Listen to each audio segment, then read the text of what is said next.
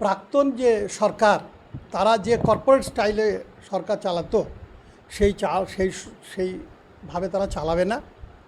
এটা আমার দৃঢ় বিশ্বাস। তার মানুষের সঙ্গে থেকে মানুষের মতামত নিয়ে তারা কাজ করবে, মানুষের সেবায় তারা কাজ করবে, মানুষের মঙ্গলে তারা কাজ করবে। শুভেন্দু অধিকারী ওই জন্যই ছেড়ে দিয়ে চলে এসেছিলেন যে এই দুর্নীতিবাজদের সঙ্গে থাকা যায় না, কারণ এরা মানুষকে যোগ্য সম্মান দেয় না, যোগ্য সম্মান দিতে জানে না। বিজেপিতে যারা এসছেন আমরা দেখলাম খুব যোগ্য মানুষরা মন্ত্রী হয়েছে, তারা দুর্নীতির বিরুদ্ধে কথা বলছে। এবং আমার মনে হয় এই 15 বছরে যত দুর্নীতি হয়েছে, যেগুলো মানুষ জানছে অথচ প্রশাসন জানছে না, সেইটা এইবার মানুষ জানবে যে হ্যাঁ, তাদের যে ধারণা ছিল এই মানুষগুলো অত্যাচার করেছে আমাদের, তাদের যোগ্য শাস্তি হতে আরম্ভ করেছে। তৃণমূলের পতনের পর রাজ্যে নতুন সরকার, কি বলবেন? প্রথমে আমি নবনির্বাচিত যে সরকার, মাননীয় মুখ্যমন্ত্রী শুভেন্দু অধিকারীর নেতৃত্বে তাদের আন্তরিক অভিনন্দন ও শুভেচ্ছা জানাই। আর একটা বিষয় বলবো যে যারা বিরোধী দল তারা যেন এখন 1 বছর চুপচাপ থাকে, কারণ নতুন সরকারকে কাজ করতে দেন, সিদ্ধান্ত নিতে দেন, কাজ বুঝতে তাদের একটু সময় লাগবে। সেই জন্য আমি অনুরোধ করব যে তারা যেন চুপচাপ থাকে। নতুন সরকারকে অবশ্যই প্রাক্তন যে সরকার তারা যে কর্পোরেট স্টাইলে সরকার চালাতো সেইভাবে তারা চালাবে না। এটা আমার দৃঢ় বিশ্বাস। তার মানুষের সঙ্গে থেকে মানুষের মতামত নিয়ে তারা কাজ করবে, মানুষের সেবায় তারা কাজ করবে, মানুষের মঙ্গলে তারা কাজ করবে। তারা যে সব মানুষ দুর্নীতিগ্রস্ত তাদের কঠোর শাস্তি ঘোষণা করে দিয়েছেন মুখ্যমন্ত্রী, এবং প্রশাসন দুর্নীতিগ্রস্ত যারা প্রশাসক ছিলেন তাদেরও শাস্তির ব্যবস্থা এবং তাদেরও তো বিরুদ্ধে তদন্ত হবে। পুলিশ প্রশাসনকে স্বাধীনভাবে কাজ করতে দিতে হবে। আমরা দেখলাম যে সরকার পতনের পর নতুন সরকার যখন এলেন, পুলিশ প্রশাসনকে দেখলাম খুব সুন্দরভাবে কাজ করতে। এই জন্য প্রশাসনকে যদি স্বাধীনতা না দেওয়া হয়, চাপের মধ্যে রাখা হয়, তাহলে সে প্রশাসন মানুষের সেবায় কাজ করতে পারে না, তারা দলদাস হয়ে যায়। তা দেখলাম আমাদের পুলিশ প্রশাসন দলদাস নয়, তারা স্বাধীনতা পেলে তারা সুষ্ঠুভাবে কাজ করবে, সেটা আমাদের দৃঢ় বিশ্বাস। এবং সেটা আমাদের নিযুক্ত সরকার সেটা করবেন বলে আমার মনে হয়। আমাদের নতুন সরকারের কাছে যেটা মানুষের চাওয়া পাওয়া, একটা হচ্ছে আর.জি. কর কাণ্ডের দোষী সাব্যস্ত ব্যক্তিদের দৃষ্টান্তমূলক শাস্তি দিতে হবে, দৃষ্টান্তমূলক, যাতে এইরকম ঘটনা আর না ঘটে। শুধু নয়, পৃথিবীতে একটা দৃষ্টান্ত হয়ে থাকে।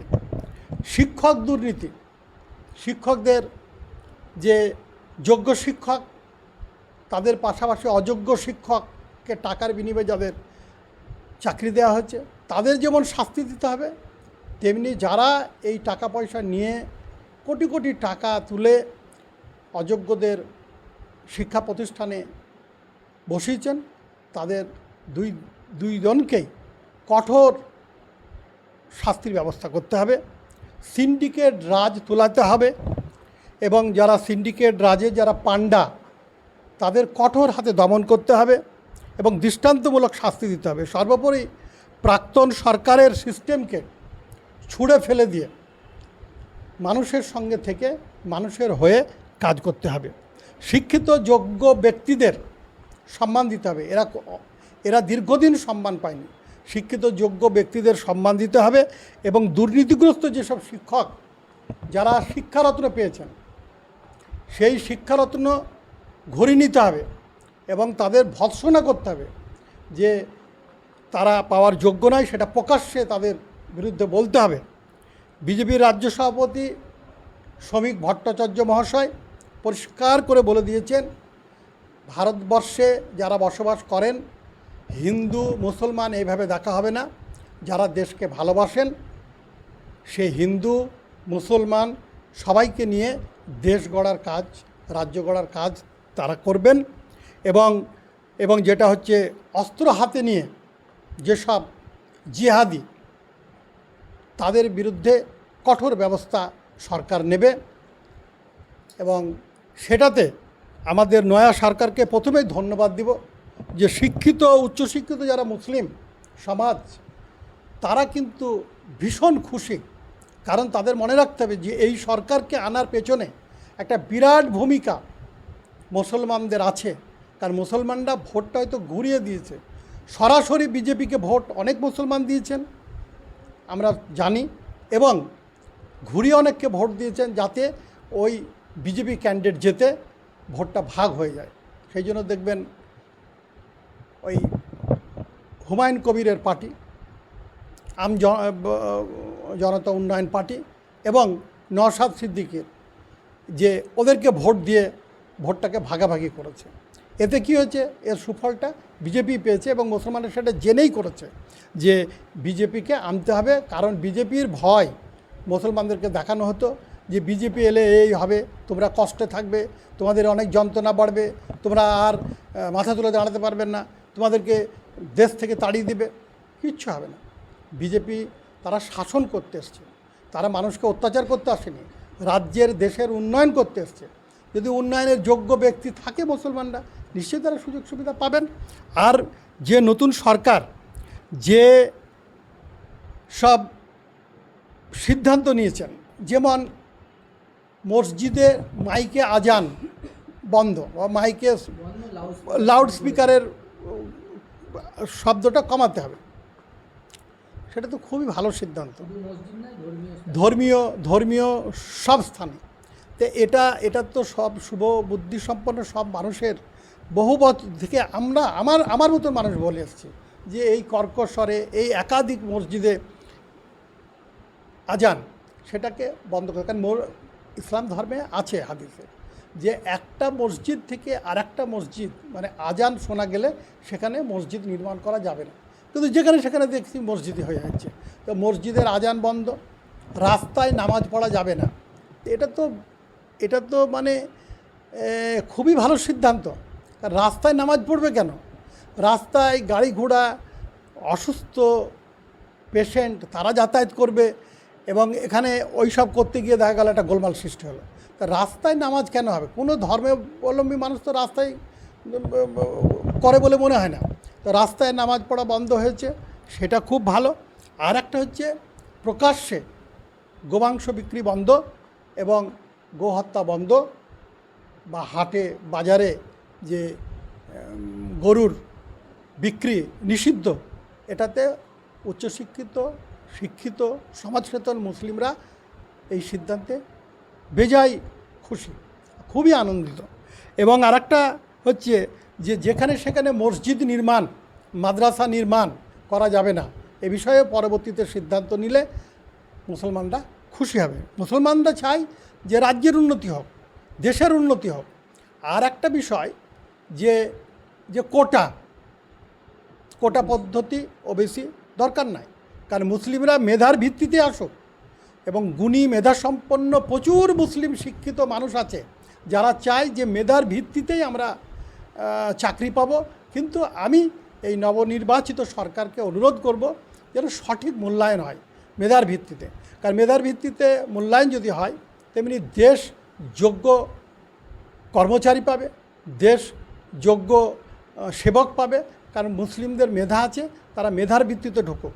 কারোর করুণা করে, দয়া করে, টাকা দিয়ে কোটাতে চাকরি পাওয়ার মধ্যে কোনো বাহাদুরি নাই, এবং তাতে মানুষ ভালো করে কাজও করতে পারে না। তখন তাদের প্রবণতা হয় ঘুষ খাওয়ার, যে টাকা দিয়ে ঘুষ চাকরি করে দেবেন। বহু স্কুল শিক্ষক যারা টাকা দিয়ে ঢুকেছে তারা প্রায় ব্যবসা করে, স্কুল থেকে চলে গিয়েই নানান রকম ব্যবসাতে টাকা লগ্নি করছে। কারণ যেহেতু টাকা দিয়েছে অনেক, সেই টাকাটাকে তোলার একটা ব্যবস্থা। তারপরে আর একটা শ্রেণী মানে মানুষ তো বিরক্ত হয়ে গেছে যে তোলাবাজ, গুন্ডারাজ।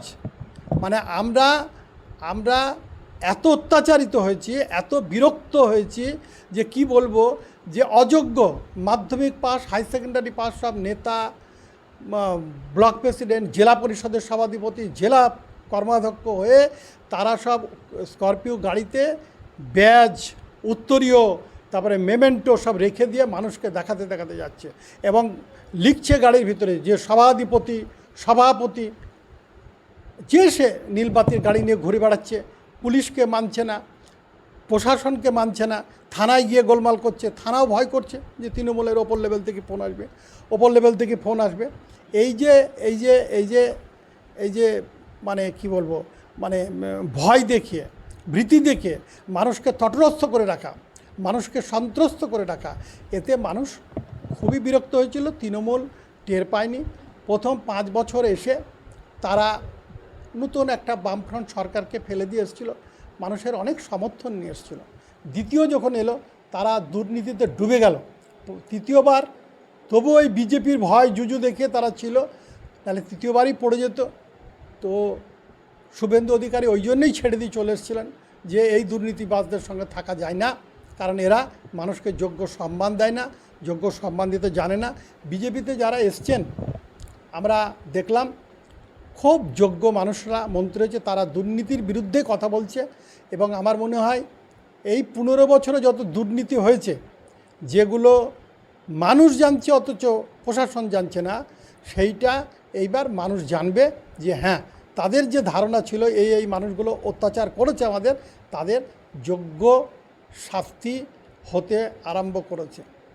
এক মন্ত্রী ধরা পড়েছেন প্রাক্তন, আজকে কাউন্সিলররা অ্যারেস্ট হয়েছেন এবং আগামী দিনে দেখুন বহু দুর্নীতিগ্রস্ত প্রমোটার, বহু দুর্নীতিগ্রস্ত ব্যবসায়িক, বহু দুর্নীতিগ্রস্ত প্রশাসক যারা অলিন্দে ছিলেন, এবং সবথেকে আরও খারাপ জিনিস যে ওএসডি মানে অবসর নিয়েছে তাদেরকে নিয়োগ করছে, অথচ শিক্ষিত ছেলে MA, MSc, MCom, PhD তারা তো আরও ভালো প্রশাসক হবে, তাদেরকে যদি নিয়োগ করতো তাহলে একটা বেকারত্বের সমস্যার সমাধান হতো। তা সেসব না করে যারা দুর্নীতির সঙ্গে জড়িয়ে আছে তাদেরকে আবার পুনর্নিয়োগ করা, এবং এইভাবে করে সরকারটা চলছিল। আগামী দিনে আমরা চাইব যে আমাদের নতুন সরকার কঠোর হস্তে দুর্নীতি দমন করবে, এইটাই কিন্তু মানুষের প্রথম চাওয়া পাওয়া। আর সংস্কৃতির ক্ষেত্রে আমি যেহেতু সংবাদ মাধ্যমের মানুষ হলেও আমি একটা সংগঠন চালাই মানে আমি সম্পাদক আর কি, বিশ্ববঙ্গ সংস্কৃতি মঞ্চ। বহু শিল্পীর মুখে শুনতাম যোগ্য শিল্পীরা সংস্কৃতির অঙ্গনে তারা গিয়ে অনুষ্ঠান পেত না, তাদেরকে নানানভাবে তদারকি করে অনুষ্ঠানে আসতে হতো। আমার মনে হয় এই সরকার এসে যোগ্যদের, সবসময় যোগ্যদেরই প্রাধান্য দেবেন, এটা আমার দৃঢ় বিশ্বাস এবং আশা। এবং দুর্নীতিগ্রস্তদের শাস্তি দিতে হবে, এইটা হচ্ছে আমাদের এই সরকারের কাছে আশা। আর রাজনৈতিক যে সংস্কৃতি সেটা এই পুরনো সরকার নষ্ট করে দিয়েছিল, মানে একনায়কতন্ত্র, মানে তটস্থ। আমরা যেটা শুনছিলাম, আমরা তো কোনো দিন সক্রিয় রাজনীতির সঙ্গে জড়িয়ে ছিলাম না, আমি কোনো দিন তৃণমূলের পার্টি অফিসে যাইনি, কোনো দিন যাইনি। আমাদের প্রশাসনে যেতে হয়েছে, নবান্ন, রাইটার্স বা অ্যাসেম্বলি। আবার এ সরকারেরও এসছেন, এ সরকার তো সরকার, এখানেও আমরা যাব, কিন্তু পার্টি অফিসে আমাদের যেতেই হবে, পার্টির লোকদের সঙ্গে মিশতেই হবে, এরকম কোনো ব্যাপার না। সরকার সরকারের মতো চলবে বলে দিয়েছেন শ্রমিক ভট্টাচার্য। আর রাজনীতির যে সংস্কৃতি সেটাই 15 বছরে নষ্ট করে দিয়েছে আমাদের যারা প্রাক্তন হয়েছেন, এখন প্রাক্তন সরকার। আর বিজেপি মনে রাখবেন cadre base party, cadre base, আর তৃণমূল ছিল লিডার বেস পার্টি। সেটা দুটোর মধ্যে অনেক তফাৎ আছে। আপনারা আমার সঙ্গে মনে হয় একমত হবেন যে সরকারকে সুযোগ দেওয়া দরকার। সরকার অন্তত 1 বছর যেন বিরোধীরা বা কোনো সংবাদ মাধ্যম যেন সরকারের বিরুদ্ধে কোনো আলোচনা না করে, এটা আমার ব্যক্তিগত অনুরোধ। কারণ সরকারকে কাজ করতে হবে, সরকারকে বুঝতে হবে এবং আজকেই মাননীয় মুখ্যমন্ত্রী শুভেন্দু অধিকারী 41টা দপ্তরের প্রধান সচিবদের নিয়ে বৈঠক করছেন এবং প্রত্যেকটা দপ্তরকে বলা হচ্ছে যে উন্নয়নের যে পরিকাঠামো সেটা তৈরি করুন এবং সেটাকে খুব দ্রুত কার্যকরী করতে হবে মানুষের সাথে, রাজ্যের সাথে।